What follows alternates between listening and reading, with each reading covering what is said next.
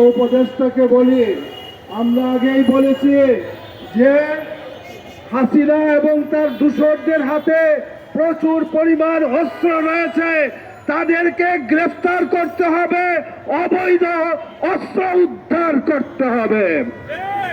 আমরা উসমান হাদির উপরে যারা হামলা করেছে, বিভিন্ন ফুটেজের মাধ্যমে তাদেরকে শনাক্ত করা হয়েছে, অনতি বিলম্বে তাদেরকে গ্রেফতার করা হোক এবং তাদের নির্দেশদাতা, তাদের প্রভু যারা বাংলাদেশের এই জাতীয় নির্বাচন বানচাল করার ষড়যন্ত্রে লিপ্ত আছে, তাদের সবাইকে আইনের আওতায় আনতে হবে।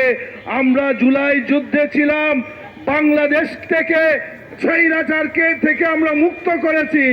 খেলাফত মজলিস এখনো মাঠে আছে, ভবিষ্যতে থাকবে।